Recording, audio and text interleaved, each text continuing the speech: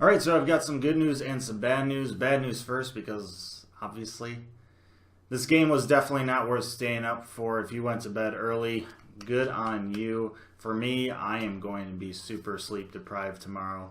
Good news is that this is the last 9 p.m. start game for the year, so none of this crap. We can go to bed at a decent time, or somewhat decent.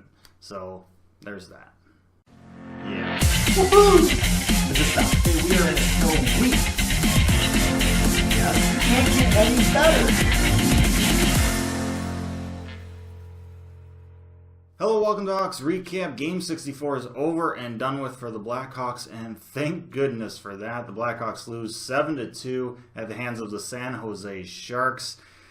Yeah, it wasn't a good one.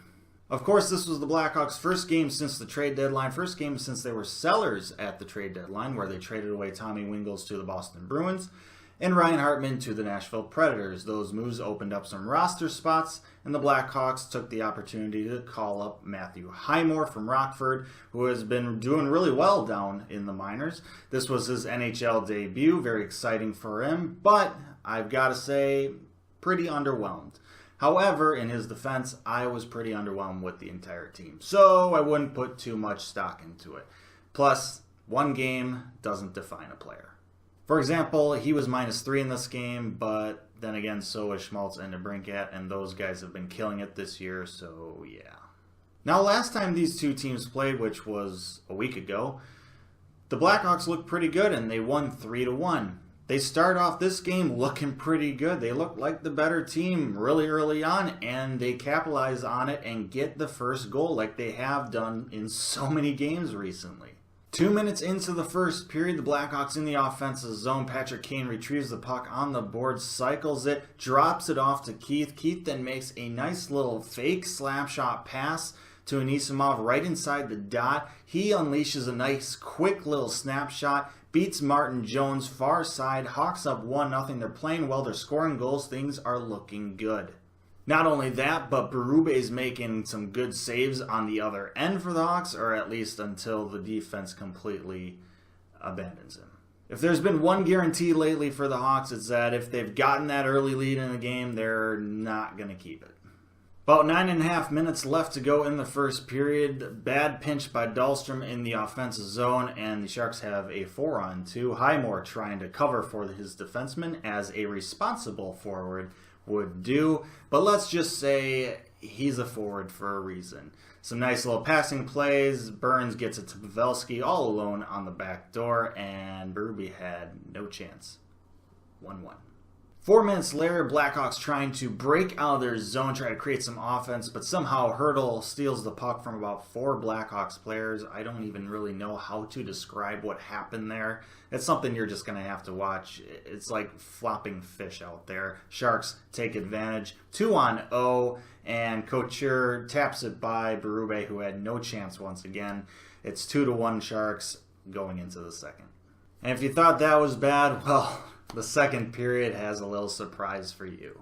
2 minutes into the second period, the Sharks have a 2-on-1 odd man rush, but Gustafsson actually does a great job nullifying the passing lane and making the Sharks player basically have to pull up with the puck. He then throws the puck across the ice to no one, and Schmaltz is there to pick it up, except that Schmaltz blows a tire.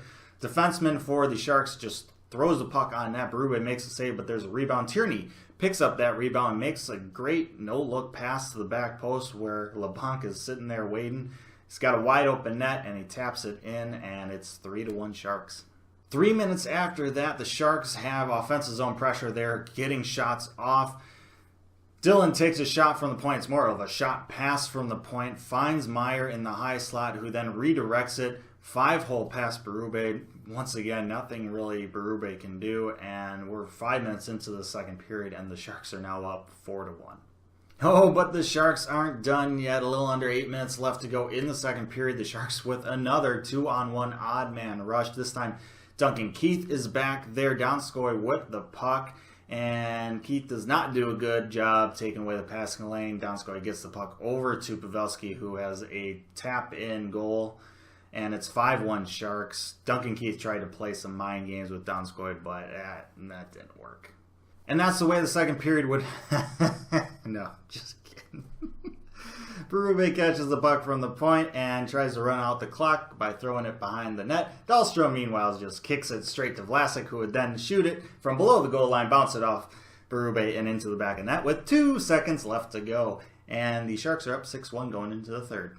That would be the end of Berube's night, where 5 of the 6 goals he gave up, he had no chance of stopping. That 6th goal, meanwhile, he was god-awful. But Forsberg comes in for the third period. Doesn't really matter too much at this point. 2.5 minutes into the third, Sharks with the puck going into the zone, and Gaudreau just kind of throws the puck to the slot area where naturally it hits off Osterley's stick and goes by Forsberg into the back of net.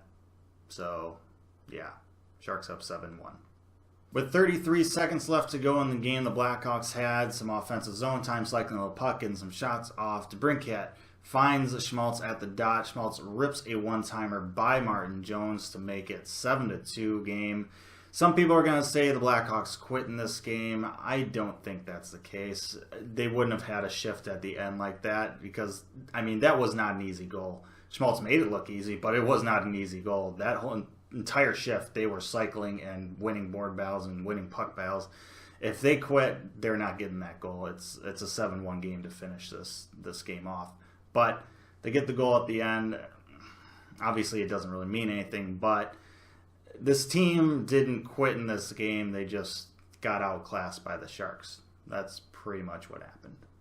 Of course, if you look at the box score, this game will look fairly even. 34 shots apiece. 50% face-off apiece, 0 for 1 on the power play apiece. It doesn't tell the story. Sharks dominated this game. Blackhawks had flashes. They had their moments. But overall, Sharks dominated and the scoreboard showed that. Up next for the Hawks, they travel over to Los Angeles to play the Kings, who are very much in the thick of the playoff race.